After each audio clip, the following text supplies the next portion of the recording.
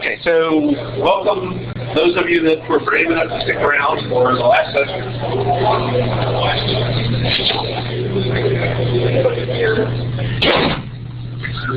And those of you online that got the big bang of the door slam.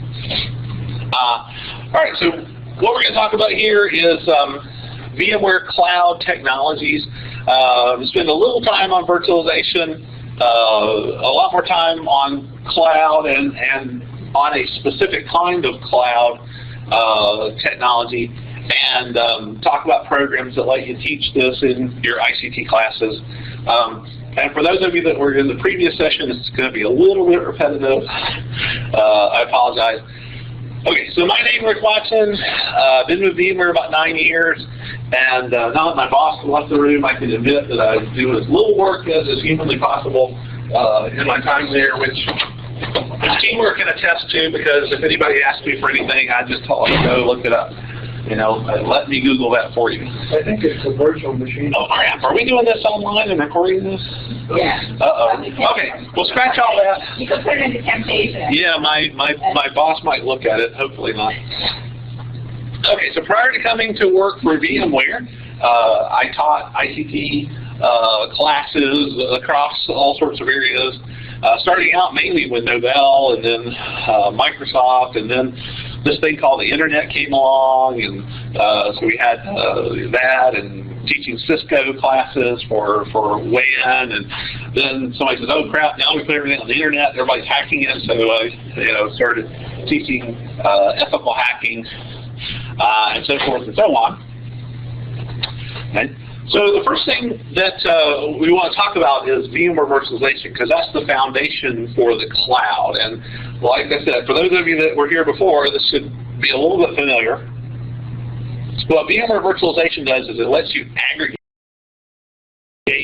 hardware resources. Okay, so if you got a rack of 100 1U boxes, and each one of them has 4 cores in it, with vSphere, you don't think I have 100 separate boxes. You think I've got 400 cores, and I'm going to allocate those cores to my resources. In addition to giving you that aggregation and of the resources, we give you tools to manage and automate. And also, vSphere is the foundation for cloud computing with VMware. Okay.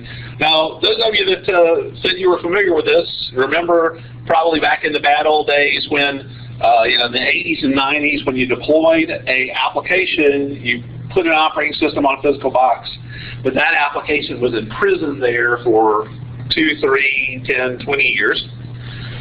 Well, what vSphere lets you do is it lets you run multiple operating systems with multiple applications on the same box, but more importantly, it provides a layer of abstraction that lets you have mobility, that lets you move that operating system and application to different hardware, potentially even while that operating system is running.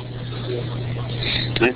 Now, the way this all works out is you've got your hardware, and you install ESXi server on it, or if you partner, or if you get your hardware from a VMware partner, a lot of times they will include ESXi on the motherboard in flash, so it boots right into it.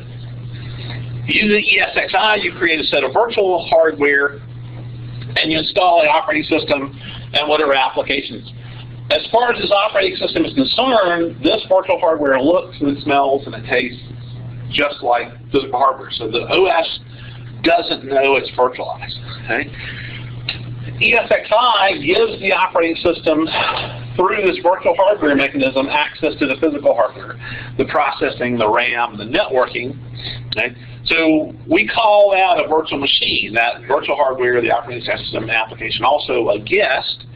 And you can have multiple virtual machines, and each one has separate operating system that has its own virtual hardware.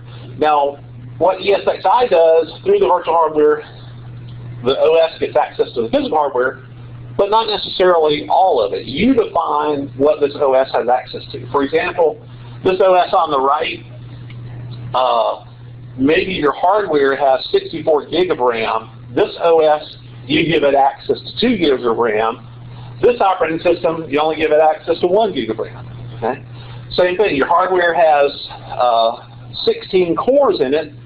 This operating system, you give access to 1 core. This operating system, access to 2 cores.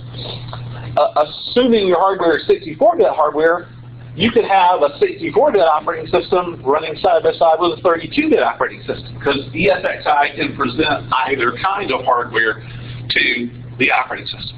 Okay? But like I said, one of the key things you get is mobility.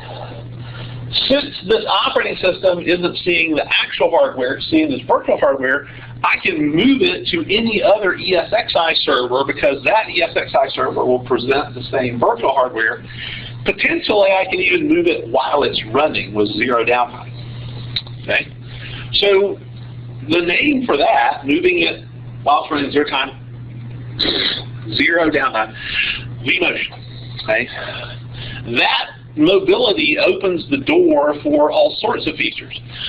Things like something we call distributed resource scheduler.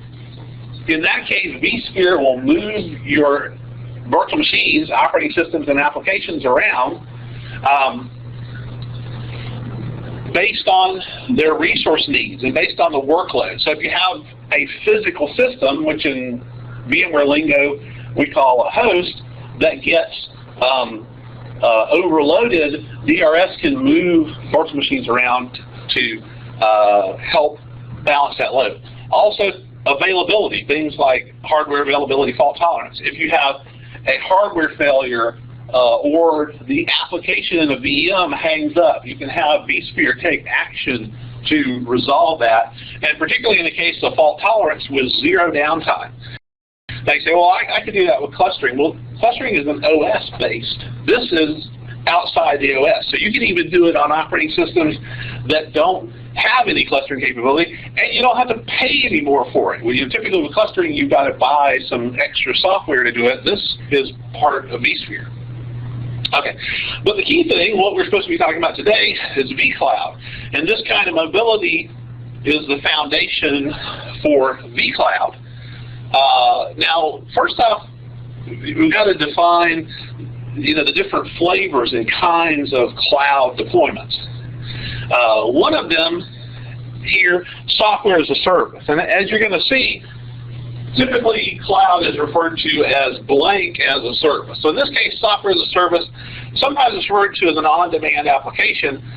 A good example would be Gmail. Now, typically with software as a service, it's a very limited scope. Gmail does one particular thing. Okay? That's the case there. With schools and corporations, they often need something that's a little more flexible and gives them more customization capability. So the next level, which by the way is what vSphere is infrastructure as a service. The infrastructure as a service, vSphere provides things like raw and file-based storage, networking, and so forth. In the case of vSphere, through the concept of a virtual machine, which is pretty much common across other options. Okay.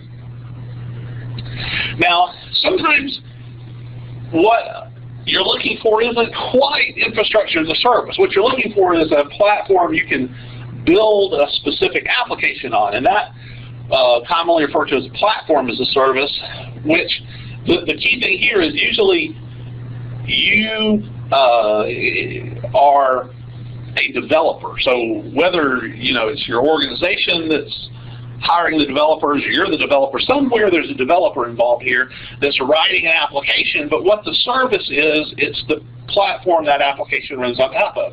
Operating system, database, web server, execution environment. An example of that would be VMware vFabric, to plug, my employer.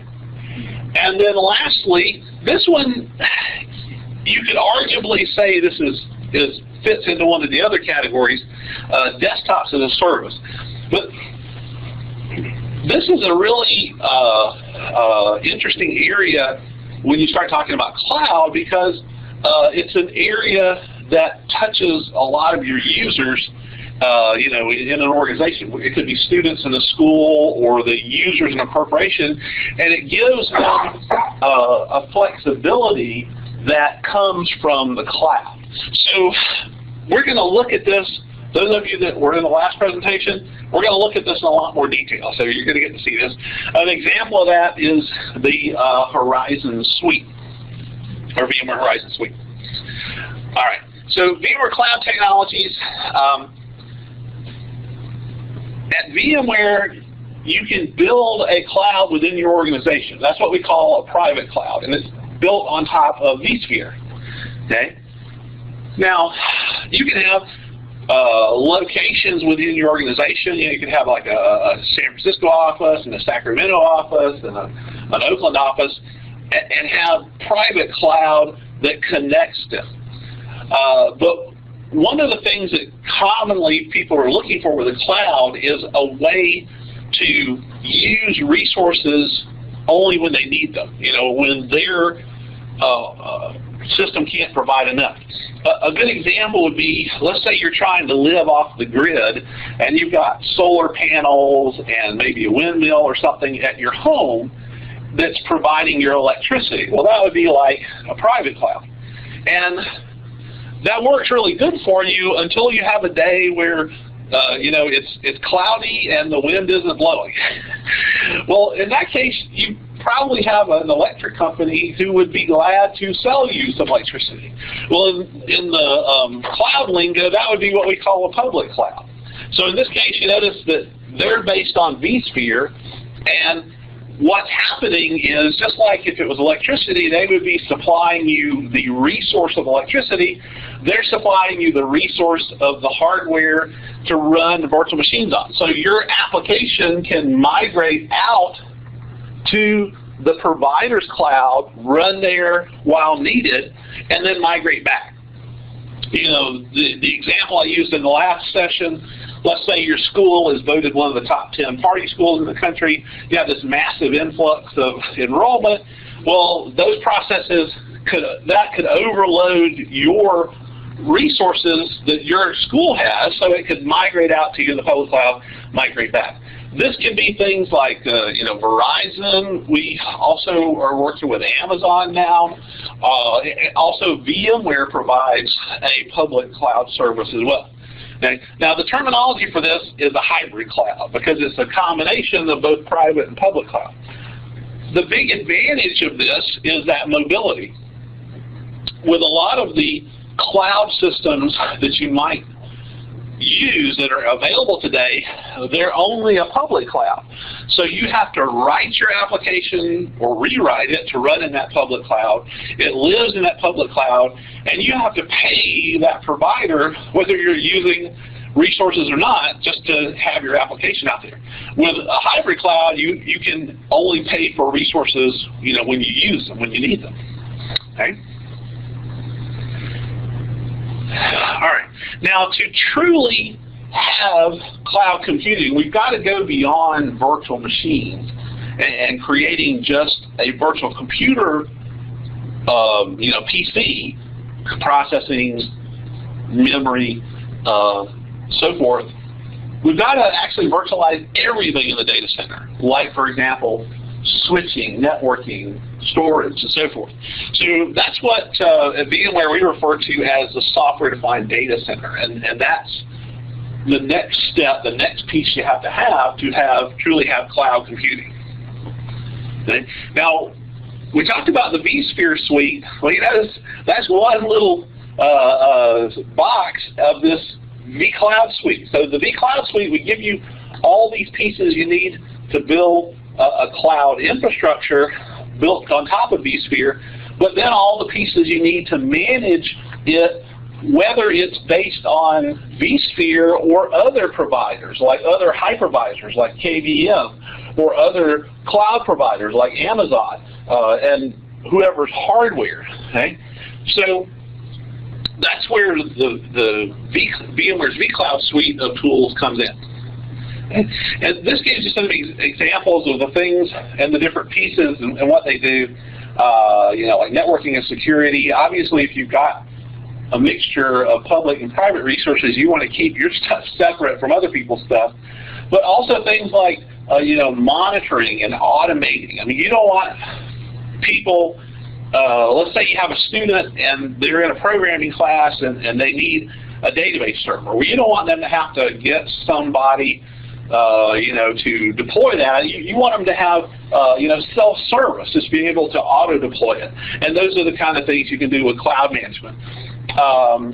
Monitoring and chargeback.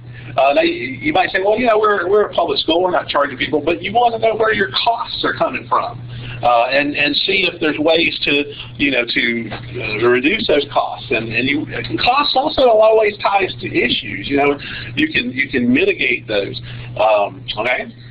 Now, obviously, in a 40-minute session, there's no way we're going to go through and be able to show you all these products and all these capabilities and what you do.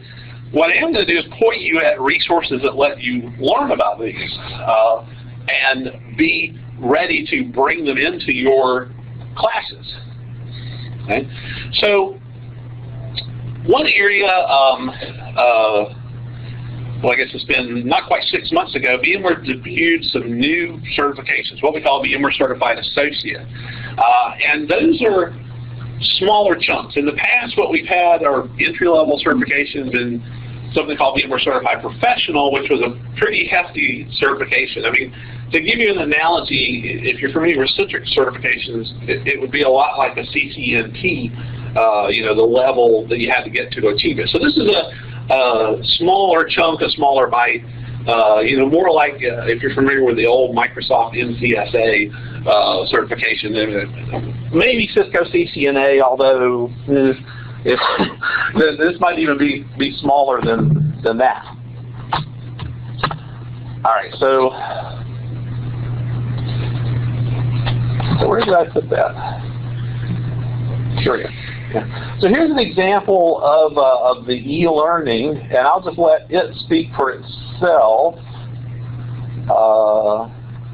Now this is about 3 hours of e-learning here, and there we go. If you've never heard the term multi-tenancy before, just think about residential apartments. Multiple people living in the same building, but each family has their own apartment. Each apartment can then be further divided into rooms for different functions. For example, the kitchen and the bedrooms. Large families could even own multiple apartments in different parts of the building, but each family has access to come and go from their own apartment using the common hallways and exits. Cloud infrastructures are very similar to apartments, and that the provider or owner of the cloud infrastructure creates isolated areas within their cloud to allow different organizations to access the same shared hardware and software. In this way, your workloads remain separate, and the provider can manage and maintain the resources of each tenant separately. And like with the apartment building, security and privacy are also concerns in cloud infrastructures, so the cloud provider takes steps to ensure that each tenant in the cloud remains isolated. With so much talk about these tenants, we should probably introduce them. Yeah, and obviously when you start VCNS is a facilitator or getting to that level, you want to know how to protect it. That means it can help you to create networks for your customers, and then help your customers to create impromptu networks and services within their virtual data centers. In addition, VCNS can help reduce the amount of time your network infrastructure staff must spend supporting these new networks. VCNS includes new features that work with your physical network to provide something known as software-defined networking. That means we can create networks on the fly, complete with network services such as firewalls, DHCP, NAT, and more. This can enable your customers to have different types of networks, including something called a fenced network. Fenced networking is a way to allow a group of virtual machines to communicate on a network without exposing their true identity to other computers. Think of it this way. You're probably using a form of fenced networking right now. You may be at home or at the office, but your network is likely to use a private range of addresses that also happen to be used by many other organizations all over the internet. If everyone is supposed to have a unique address, how does this work? The answer is in your firewall. It translates your private addresses into a unique public address. This allows you to communicate on the internet without the need for a bunch of unique public addresses, and it keeps your private addresses hidden. vCloud networking and security provides more than just firewalls and VPN devices. It can also help you with more advanced networking challenges, such as integrating virtual networks with physical networks, or providing end-to-end security within a virtual infrastructure. Here are just a few of the advanced features and how they can help you in the cloud. As you scale your cloud to meet your customers' growing demands, you might find that traditional networking tools such as VLANs are actually constraining your growth. vCNS supports the use of a newer technology called VXLANs that provides stretched clusters over layer 3 IP networks without special hardware and software in the physical switches. This technology allows you to provision large numbers of new virtual networks on top of the existing network with complete isolation from each other and the underlying physical network. If you are looking for a means to prevent the accidental leak of confidential or personally identifiable information, vCNS Data Security offers a solution that monitors virtual workloads and reports violations if any are found transmitting sensitive data. With minimal human interaction, this can help you to stay in compliance. Because virtual machines are not exempt from malware, VMware provides a framework for endpoint protection software that is able to perform introspection at the hypervisor level. This can make it easier to detect deep-rooted malware, while also centralizing and simplifying the process of software updates to the endpoint protection software. Finally, vCNS also has management and reporting features integrated with vCenter Server and vCloud Director that provide a central point of control for deploying, managing, reporting, logging, and integrating third-party security and gateway services. Okay, so that gives you an idea, of the e-learning that's out there. Now you can take that e-learning, and there's currently 3. Pretty soon we'll have 4 courses: one on data center virtualization, one on cloud that we're just looking at, one on workforce mobility or the end user stuff that I'm going to show you in a moment, and then another one that's coming pretty soon on virtual networking, which we saw a little taste of there at the very end. If you want to see more of those, here's where you can go. You can either just search for VMware VCA or go to vmware.com/go/VCA. Okay? So you can take that e-learning, learn about this yourself. You can integrate that into another course and have your students go out. And by the way, I didn't show you that there's assessments in there that that as you go along, that tests to make sure you're getting the point. Okay. But you can also have full-blown instructor-led training. All of the courseware that's available to VMware commercial partners is available to schools through a program I'm going to show you in a moment called the VMware IT Academy. And so you have pre-built courseware that covers all of these cloud concepts and technologies. So really quickly, VMware has a couple of education and research programs that I want to tell you about. First one, VMware Academic Program, and the second one, VMware IT Academy. And as you can see, we may have great products, but we're not necessarily good at naming things to keep them from being confusing. But there's an easy way to keep these separate in your mind. The VMware Academic Program is entirely about software, VMware software. It lets schools provide access to their faculty and to their students to VMware software. We outsource this to a company called Kabuto. It used to be E-Academy. And they charge the school a fee. It's $250 a year US, and if you do it for multiple years, they give you a little price break. Now, we're also starting to bring some self-paced learning here as well. So particularly, well, the VCA is already available to anybody, but up to the next level for VCP. It's probably going to be, we're supposed to meet later this month, so hopefully in the February-March timeframe, we'll have some self-paced VCP e-learning available through this program. But mostly this program is focused on providing software to schools for doing research or whatever. For teaching, the VMware IT Academy lets schools teach students based on VMware commercial curriculum, okay? And obviously, there's got to be a value relationship here. So for the school, it gives the school access to our software, our courseware. For the student, it gives them affordable training. For example, there's a number, well, let's back up.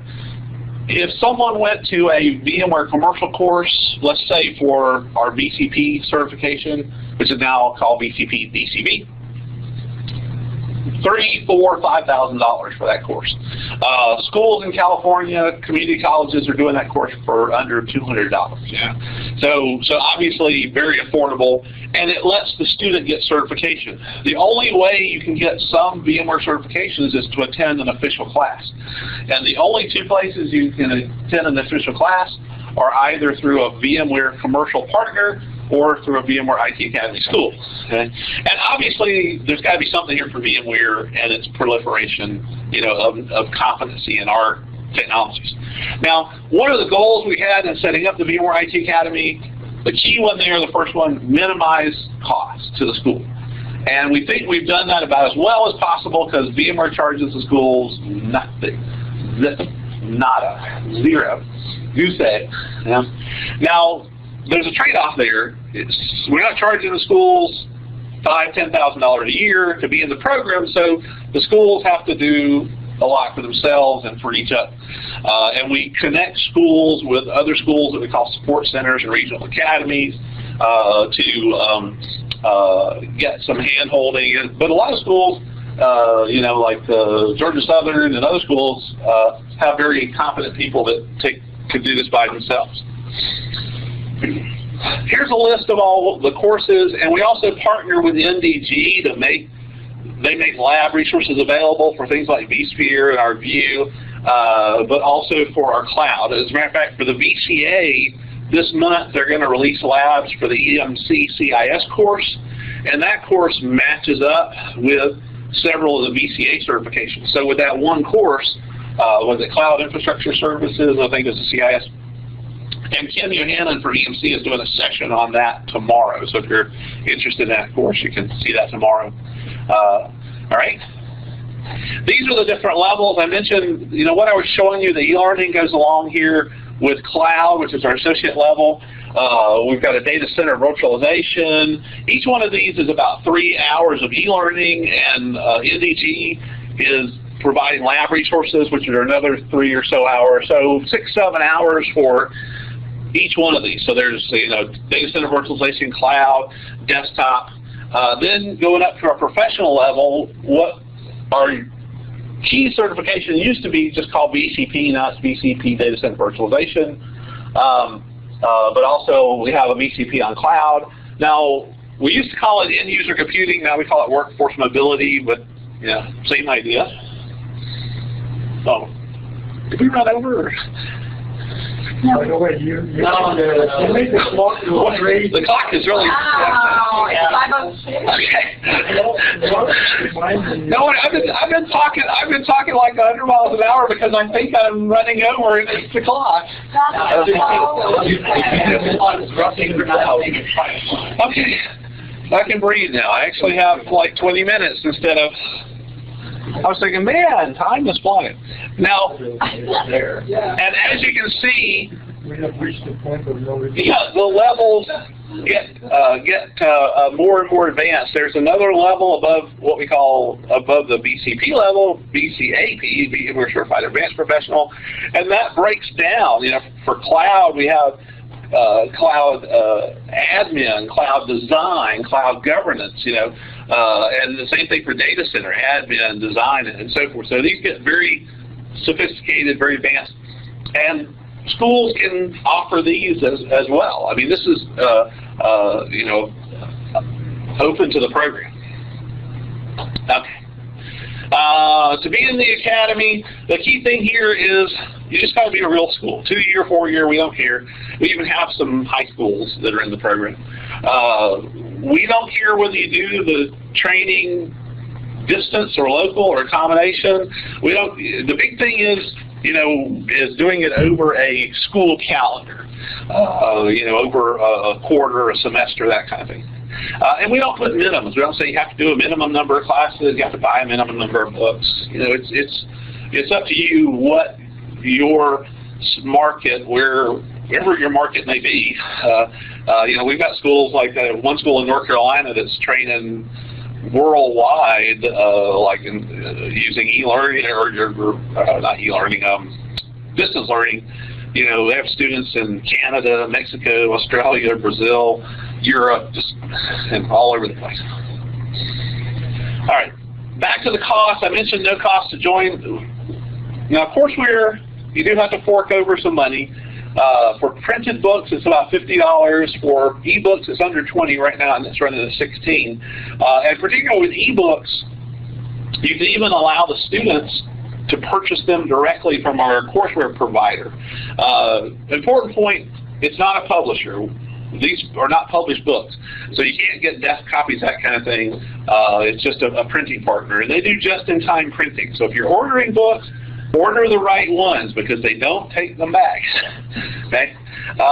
Schools in our program, we give the instructors a code that lets them give their students 70% off the cost of the certification. So for example, the VCA exams, which by the way can be taken anywhere and there's no prerequisite, $120, well, with 70% off, now it's down to $36. So it's a good deal. The VCP exam, I think it's $225 now, but still 70% off is puts it more reasonable. For lower level courses like the VCA and getting up to that traditional VCP, we basically just want the instructor to have gone through the training and the school to identify the instructor to us. For higher level courses like the desktop virtualization and the more advanced cloud, we want the instructor to show they've achieved some certification. This we're kind of working on because when this slide was created, we didn't have VCA, so we're kind of evaluating this a little bit more. But yeah, to go beyond basic stuff, we want the instructor to show some kind of achievement of a level of certification. Okay. For more information about those two programs and VCA, here's some lists, places you can go. All right, that clock is driving me crazy. I can't look at it. Okay, so let me show you an area where cloud computing is having a really significant impact, particularly where organizations are trying to save money. And that's literally what's sitting right here, the desktop system. Right? So, I know. Yeah. So let's take a look at end-user computing in the cloud, or what VMware calls desktops as a service. Yeah. All right. So.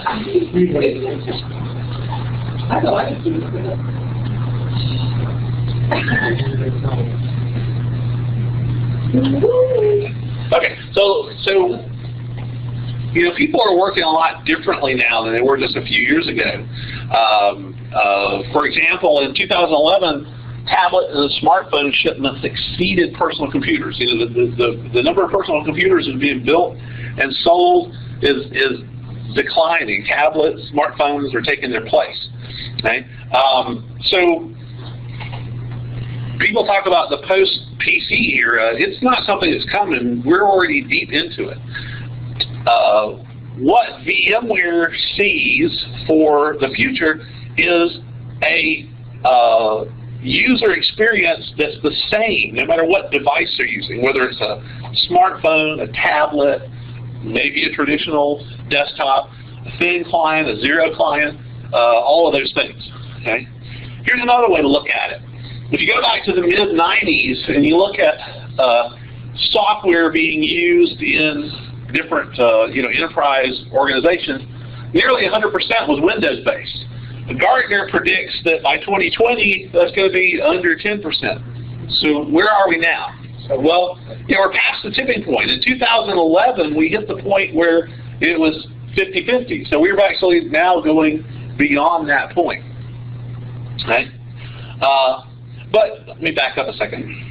It's not a revolution. Revolution involves a lot of violence and bloodshed and destruction. Well, we can't really destroy the entire Windows application and just throw it out. We've got to evolve. Well, how do we do that?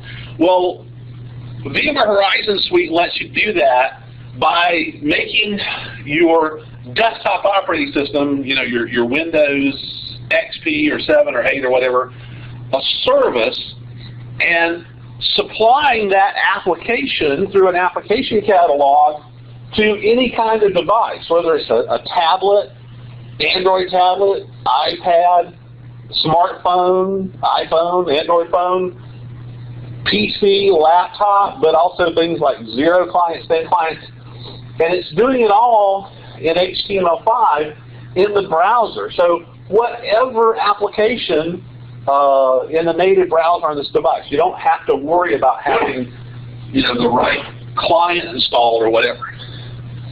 Okay. Now, so this is what we're doing: end user desktop systems managed service, or desktops as a service. The key components for doing that are something called VMware Horizon View and VMware ThinApp. View takes care of the Windows OS, and ThinApp takes care of the software. Okay? Now here's how View works. The user with some kind of client device, it could be an iPhone, could be an Android tablet, could be a 0 client, could be PC, could be Mac. We don't care. They connect to a system called a connection server, and they're authenticated within the organization. So an important thing here is this device doesn't have to be part of the Active Directory within the organization and so forth.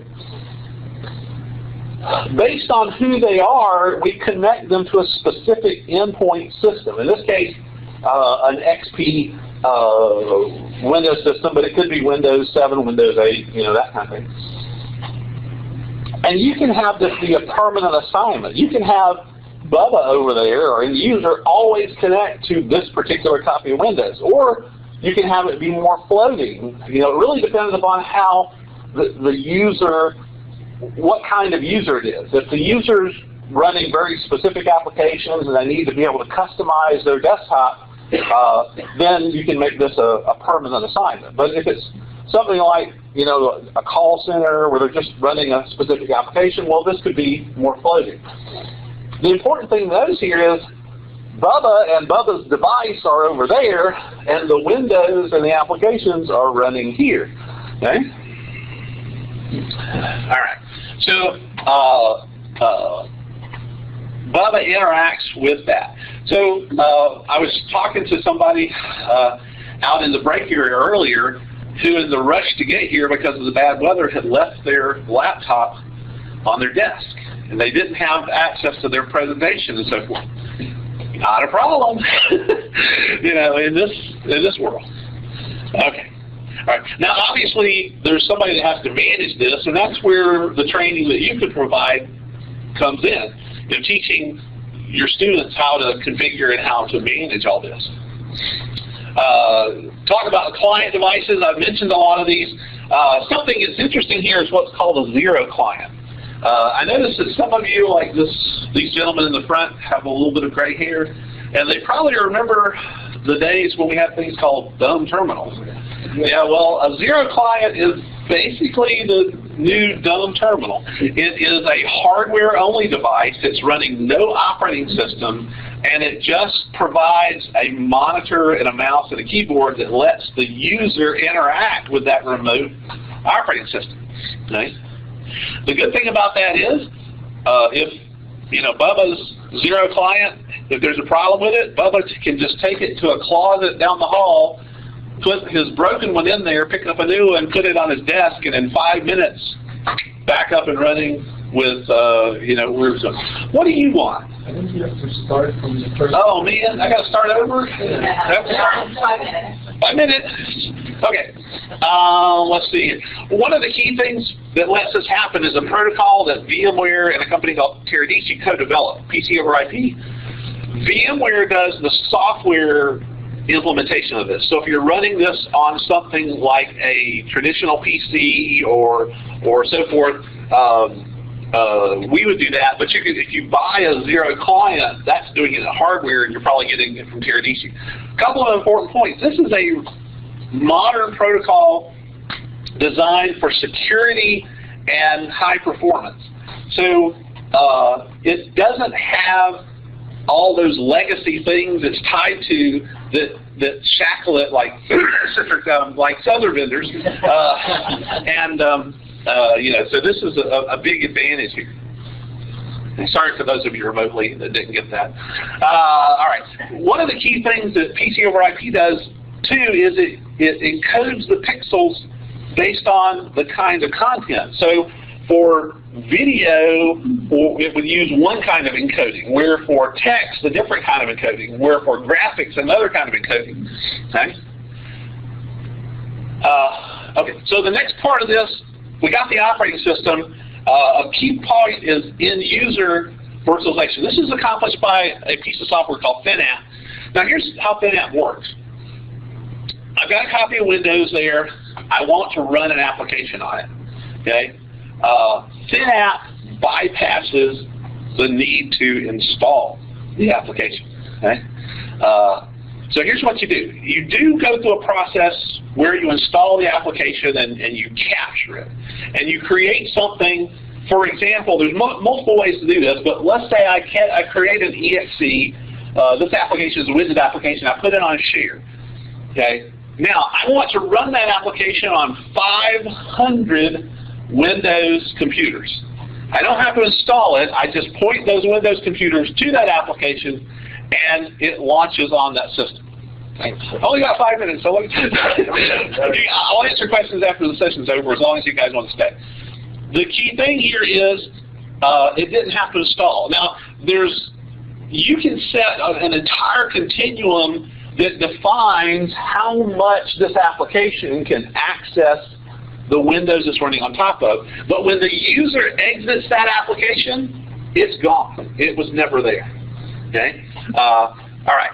So another thing you can do, let's say you get a patch you need to put on this application, and you got people that are running the application. Well, how do you update them to the new version? Easy. As soon as they exit and relaunch, you put the patch out in the same folder, but you give it an extension of .1.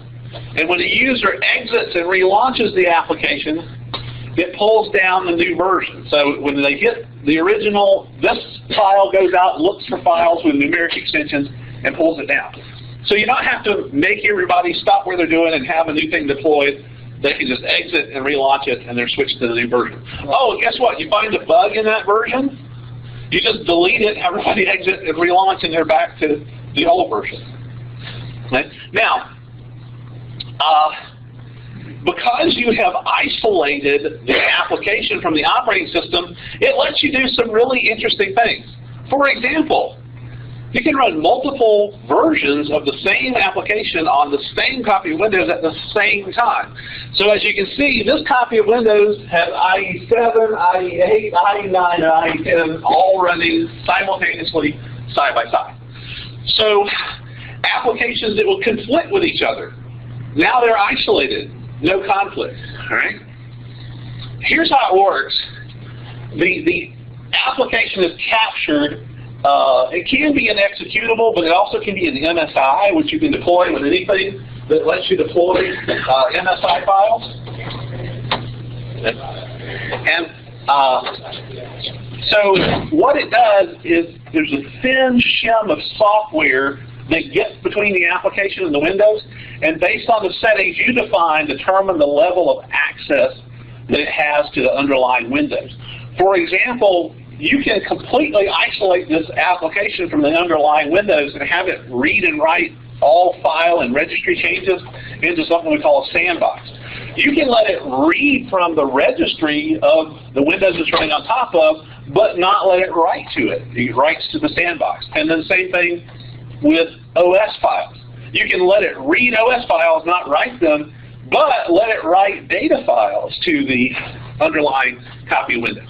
All right, so I'm rushing this to get us through things. Here's all sorts of advantages for ThinApp. Oh, by the way, you can put the application on a thumb drive and plug the thumb drive in and run it from there. It also works with various kinds of terminal services and obviously with View.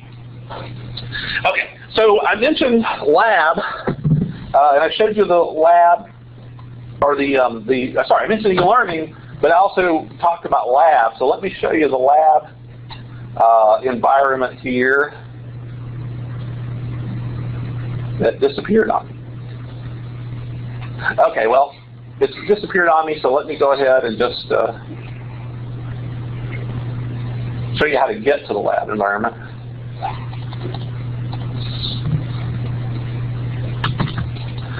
Okay, so if you want to work with various labs on vCloud, now if you're going to do advanced labs, you need to know vSphere stuff. So if you don't know vSphere stuff, instead of starting with Cloud Labs, just start with vSphere stuff. To access the labs, go to labs.hol.vmware.com. You can also do a Google search for VMware Hands-on Labs, or go to our website, you'll find it. If you don't already have an account, you just register. For cloud, a good place to start is this SDC 1313 vCloud Lab. It's 4 hours long. When you sign up for it, it puts you in a virtual environment. It's virtual on virtual, and you interact with it. The lab manual is a little pull-out over there. If you've got multiple screens or a wide monitor, you can split those apart. It shows you the architecture, and you can interact with those devices. Yeah, so there's a way to go that.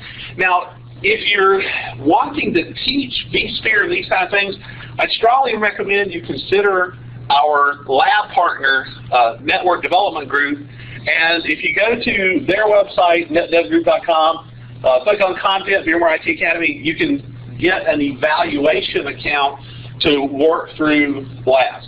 So this is your teaching environment for your students to work with, but for learning for yourself or supplementing with your students, this is a good place to go. All right, so I think I'm hitting up against the time limit here, 1 minute over. But if you have any questions, I'm going to stick around as long as need be to answer them. And thank you for your patience, and thank you for remaining calm during the time warp.